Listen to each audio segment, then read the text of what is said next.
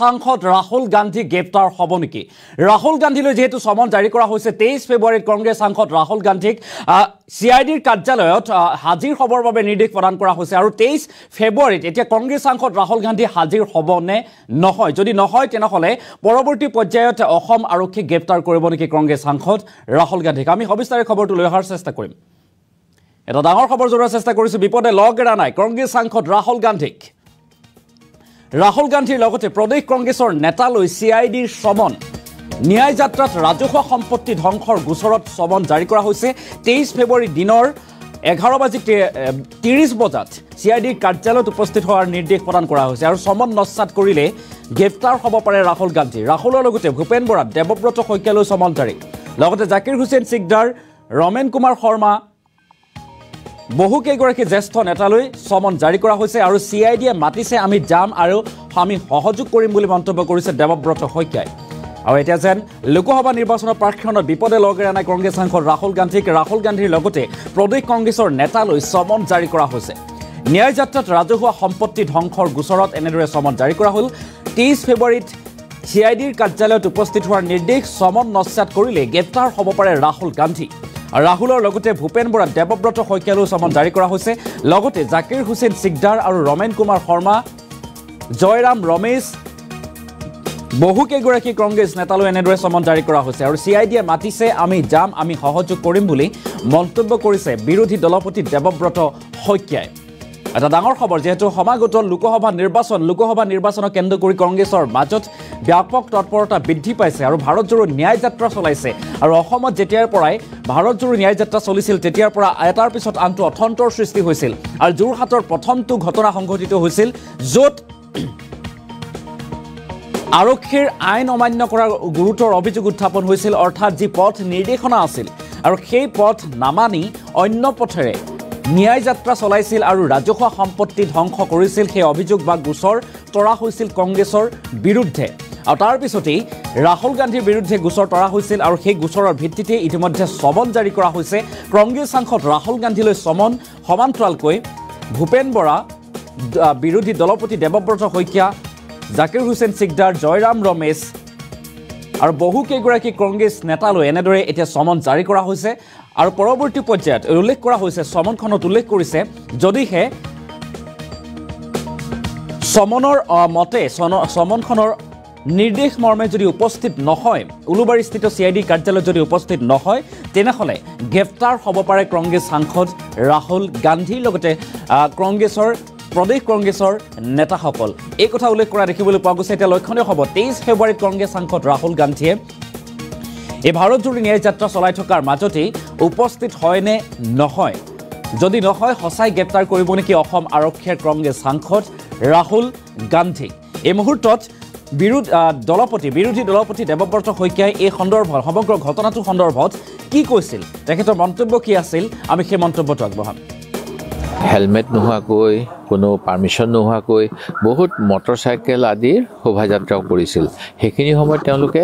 এনেকুৱা ধৰণৰ কোনো আইন উলংঘা কৰা গোচৰ দিয়া দেখা নগ'ল। আমি যেতিয়া ক'লোঁ আমাৰ যাত্ৰাপথটো দিয়ক, তেতিয়া তেওঁলোকে আমি বিচৰা যাত্ৰাপথৰ এটা অংশও নিদিলে। আমাক ক'লে যে আপোনালোকে GS নেশ্যনেল হাইৱে দি যাব লাগিব। নেশ্যনেল হাইৱেটো আপোনালোকে জানে তাতে একোৱেই নাই। তাতে আমি মানুহৰ লগত যিটো জনসম্পৰ্ক কৰিব বিচাৰিছিলোঁ গুৱাহাটীত আমি কোনো ধৰণে জনসম্পৰ্কই কৰিব নোৱাৰিম। সেই গতিকে আমি কৈছিলোঁ অলপমান আমাক জয়ানগৰ ফালে ভিতৰলৈ যাব দিয়ক, আমাৰ এটা অফিচ আছে মানৱেন্দ্ৰ শৰ্মা কমপ্লেক্স, তালৈকে যাব দিয়ক। সেইটোও নিদিলে। যে কি নহওক,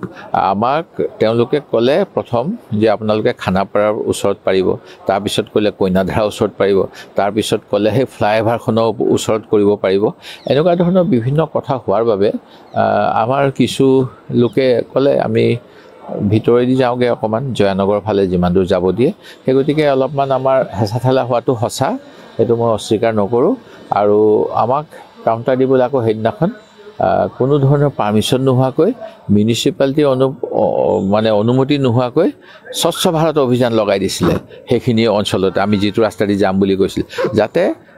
বিজেপি কৰ্মীসকলে ঝাৰু এটা খুব ধুনীয়া ৰাস্তা যিটো ৰাস্তাত মানে IAS অফিচাৰসকলে ডাঙৰ ডাঙৰ মানুহবিলাকে ৰাতিপুৱা মৰ্ণিং ৱাক কৰি থাকে সেই ৰাস্তাটোত মানে স্বচ্ছ ভাৰতৰ কোনো প্ৰয়োজনেই নাছিলে সেই ৰাস্তাটোত মানে তেওঁলোকে ঝাৰু লৈ পেলাই মানে 200 মান বোধ কৰোঁ বিজেপি কৰ্মীক তাত মানে মোতায়েন কৰি দিছিলে যে কি নহওক এনেকুৱা কোনো অপ্ৰীতিকৰ পৰিস্থিতি নহ'ল কিছু হেঁচা ঠেলা হৈছিল আৰু হয় অলপমান যিহেতু তেওঁলোকে কৈছিলে সেইফালে নাযাব পুলিচক বাধা দিলোঁ হতাহতি এটা হ'ল আমাৰ দুই এজনে অকণমান দুখো পালে তেওঁলোকৰ দুই এজনে দুখ পোৱা বুলি কৈছে সেইখিনি আৰু সাধাৰণভাৱে এটা গোচৰ লৈ পেলাই কিবা এটা কৰিব পাৰিলে হয় কিন্তু একেবাৰে মানে ধৰক দিল্লীত যিটো আপোনালোকে দেখিছিলে নাগৰিকত্ব সংশোধনী আইনৰ সময়ত মানে পুলিচে মানে টঙনিয়াই মাৰিছিলে এই জামিয়া মিলিয়া ল'ৰাবিলাকক ৰাজহুৱা সম্পত্তি সেইবিলাক মানে গ্ৰাণ্ট ধৰক UGC গ্ৰাণ্ট চাণ্ট দি বনোৱা লাইব্ৰেৰীৰ ভিতৰত মানে লাইব্ৰেৰী ডেমেজ কৰিছিলে কিবা ডেমেজ কৰিছিলে JNUত কেনেকুৱা ঘটনা হৈ থাকে মাজে মাজে দেখিছে JNUখন চৰকাৰী হয় হোষ্টেল ভাঙি দিয়ে তেনেকৈ মানে ভঙাৰ যিটো পুলিচে ভাঙিলে পুলিচৰ ওপৰত কোনে ডেমেজ টু পাব্লিক প্ৰপাৰ্টি আইন লগাব আমি একো ভঙাই নাই আমাৰ ওপৰত মানে এনেকুৱা ধৰণৰ জামিনবিহীন ধাৰা কিছুমান লগাই দিছে যিটো সম্পূৰ্ণ আক্ৰোশমূলক আৰু এইবিলাক কৰি পেলাই তেখেতসকলে আমাৰ মনোবল ভাঙিবলৈ চাইছে আমাৰ নেতাসকলক হাৰাশাস্তি কৰিব বিচাৰিছে গতিকে এইটো দুৰ্ভাগ্যজনক মই আৰু বিশেষ কি ক'ম মাতিছে তেওঁলোকে নিশ্চিতভাৱে আমি যাব লাগিব কথাখিনি ক'ব লাগিব আইনকতো সন্মান জনামেই কিন্তু আইনক সন্মান জনোৱাৰ নামত যে আমাৰ মানে যিটো ভাৰতৰ মানে আমাৰ সংবিধানত যিটো আমাৰ শান্তিপূৰ্ণভাৱে প্ৰতিবাদ কৰাৰ শান্তিপূৰ্ণভাৱে চৰকাৰৰ নীতিক সমালোচনা কৰাৰ এইবিলাক যিবিলাক আমাৰ সাংবিধানিক আমাৰ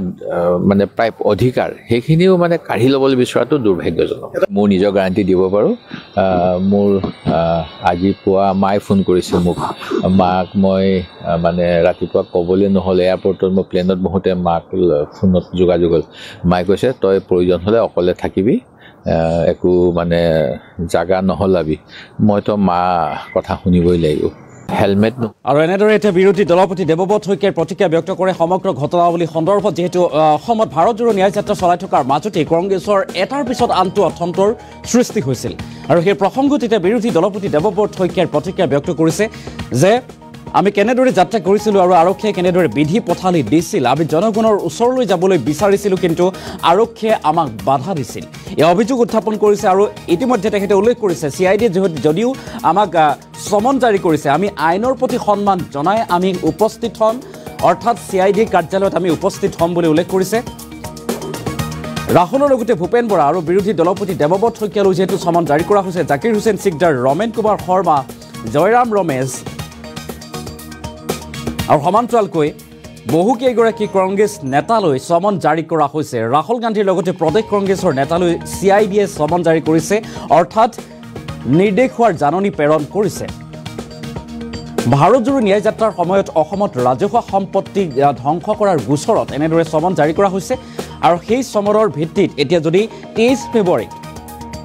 ৰাহুল গান্ধী উপস্থিত নহয় তেনেহ'লে গ্ৰেপ্তাৰ হ'ব নেকি এতিয়া কংগ্ৰেছ সাংসদ ৰাহুল গান্ধী লোকসভা নিৰ্বাচনৰ পূৰ্বে গ্ৰেপ্তাৰ হ'ব নেকি কংগ্ৰেছ সাংসদগৰাকী এই প্ৰশ্ন এতিয়া সৰ্বত্ৰ উত্থাপন হোৱা পৰিলক্ষিত হৈছে আৰু যেহেতু সমাগত লোকসভা নিৰ্বাচন যাক লৈ এতিয়া তৎপৰতা বৃদ্ধি পাইছে ৰাজনৈতিক দলসমূহ ব্যস্ত হৈ পৰিছে লোকসভা নিৰ্বাচনক লৈ আৰু তাৰ মাজতেই কংগ্ৰেছৰ এটাৰ পিছত আনটো অথন্তৰ সৃষ্টি হৈছে বিসংগতিয়ে দেখা দিয়া দেখিবলৈ পোৱা গৈছে আৰু এইবাৰ CIDয়ে সমন জাৰি কৰিছে হয়তো গ্ৰেপ্তাৰ হ'ব পাৰে কংগ্ৰেছ সাংসদ ৰাহুল গান্ধী এই কথা স্পষ্ট ৰূপত সমনখনত উল্লেখ কৰা হৈছে যদিহে সমনখন নাকচ কৰি বা নস্যাৎ কৰি উপস্থিত নহয় তেনেহ'লে গ্ৰেপ্তাৰ হ'ব পাৰে কংগ্ৰেছ সাংসদ ৰাহুল গান্ধী পুনৰবাৰ বিৰোধী দলপতি দেৱব্ৰত শইকীয়াই কি কৈছিল সমগ্ৰ ঘটনাৱলী সন্দৰ্ভত মন্তব্যটো আগবঢ়ায় হেলমেট নোহোৱাকৈ কোনো পাৰ্মিশ্যন নোহোৱাকৈ বহুত মটৰচাইকেল আদিৰ শোভাযাত্ৰাও কৰিছিল সেইখিনি সময়ত তেওঁলোকে এনেকুৱা ধৰণৰ কোনো আইন উলংঘা কৰা গোচৰ দিয়া দেখা নগ'ল আমি যেতিয়া ক'লোঁ আমাৰ যাত্ৰাপথটো দিয়ক তেতিয়া তেওঁলোকে আমি বিচৰা যাত্ৰাপথৰ এটা অংশও নিদিলে আমাক ক'লে যে আপোনালোকে GS নেশ্যনেল হাইৱে দি যাব লাগিব নেশ্যনেল হাইৱেটো আপোনালোকে জানে তাতে একোৱেই নাই তাতে আমি মানুহৰ লগত যিটো জনসম্পৰ্ক কৰিব বিচাৰিছিলোঁ গুৱাহাটীত আমি কোনো ধৰণে জনসম্পৰ্কই কৰিব নোৱাৰোঁ নোৱাৰিম সেই গতিকে আমি কৈছিলোঁ অলপমান আমাক জয়ানগৰ ফালে ভিতৰলৈ যাব দিয়ক আমাৰ এটা অফিচ আছে মানৱেন্দ্ৰ শৰ্মা কমপ্লেক্স তালৈকে যাব দিয়ক সেইটোও নিদিলে যে কি নহওক আমাক তেওঁলোকে ক'লে প্ৰথম যে আপোনালোকে খানাপাৰাৰ ওচৰত পাৰিব তাৰপিছত ক'লে কইনাধাৰা ওচৰত পাৰিব তাৰপিছত ক'লে সেই ফ্লাইঅভাৰখনৰ ওচৰত কৰিব পাৰিব এনেকুৱা ধৰণৰ বিভিন্ন কথা হোৱাৰ বাবে আমাৰ কিছু লোকে ক'লে আমি ভিতৰেদি যাওঁগৈ অকণমান জয়ানগৰ ফালে যিমান দূৰ যাব দিয়ে সেই গতিকে অলপমান আমাৰ হেঁচা ঠেলা হোৱাটো সঁচা সেইটো মই অস্বীকাৰ নকৰোঁ আৰু আমাক কাউণ্টাৰ দিবলৈ আকৌ সেইদিনাখন কোনো ধৰণৰ পাৰ্মিশ্যন নোহোৱাকৈ মিউনিচিপালিটিৰ মানে অনুমতি নোহোৱাকৈ স্বচ্ছ ভাৰত অভিযান লগাই দিছিলে সেইখিনি অঞ্চলতে আমি যিটো ৰাস্তা দি যাম বুলি কৈছিলোঁ যাতে বিজেপি কৰ্মীসকলে ঝাৰু এটা খুব ধুনীয়া ৰাস্তা যিটো ৰাস্তাত মানে IAS অফিচাৰসকলে ডাঙৰ ডাঙৰ মানুহবিলাকে ৰাতিপুৱা মৰ্ণিং ৱাক কৰি থাকে সেই ৰাস্তাটোত মানে স্বচ্ছ ভাৰতৰ কোনো প্ৰয়োজনেই নাছিলে সেই ৰাস্তাটোত মানে তেওঁলোকে ঝাৰু লৈ পেলাই মানে 200মান বোধ কৰোঁ বিজেপি কৰ্মীক তাত মানে মোতায়েন কৰি দিছিলে যে কি নহওক এনেকুৱা কোনো অপ্ৰীতিকৰ পৰিস্থিতি নহ'ল কিছু হেঁচা ঠেলা হৈছিল আৰু হয় অলপমান যিহেতু তেওঁলোকে কৈছিলে সেইফালে নাযাব পুলিচক বাধা দিলোঁ হতাহতি এটা হ'ল আমাৰ দুই এজনে অকণমান দুখো পালে তেওঁলোকৰ দুই এজনে দুখ পোৱা বুলি কৈছে সেইখিনি আৰু সাধাৰণভাৱে এটা গোচৰ লৈ পেলাই কিবা এটা কৰিব পাৰিলে হয় কিন্তু একেবাৰে মানে ধৰক দিল্লীত যিটো আপোনালোকে দেখিছিলে নাগৰিকত্ব সংশোধনী আইনৰ সময়ত মানে পুলিচে মানে টঙনিয়াই মাৰিছিলে এই জামিয়া মিলিয়া ল'ৰাবিলাকক ৰাজহুৱা সম্পত্তি সেইবিলাক মানে গ্ৰাণ্ট ধৰক UGC গ্ৰাণ্ট চাণ্ট দি বনোৱা লাইব্ৰেৰীৰ ভিতৰত মানে লাইব্ৰেৰী ডেমেজ কৰিছিলে কিবা ডেমেজ কৰিছিলে JNUত কেনেকুৱা ঘটনা হৈ থাকে মাজে মাজে দেখিছে JNUখন চৰকাৰী হয় হোষ্টেল ভাঙি দিয়ে তেনেকৈ মানে ভঙাৰ যিটো পুলিচে ভাঙিলে পুলিচৰ ওপৰত কোনে ডেমেজ টু পাব্লিক প্ৰপাৰ্টি আইন লগাব আমি একো ভঙাই নাই আমাৰ ওপৰত মানে এনেকুৱা ধৰণৰ জামিনবিহীন ধাৰা কিছুমান লগাই দিছে যিটো সম্পূৰ্ণ আক্ৰোশমূলক আৰু এইবিলাক কৰি পেলাই তেখেতসকলে আমাৰ মনোবল ভাঙিবলৈ চাইছে আমাৰ নেতাসকলক হাৰাশাস্তি কৰিব বিচাৰিছে সেই গতিকে এইটো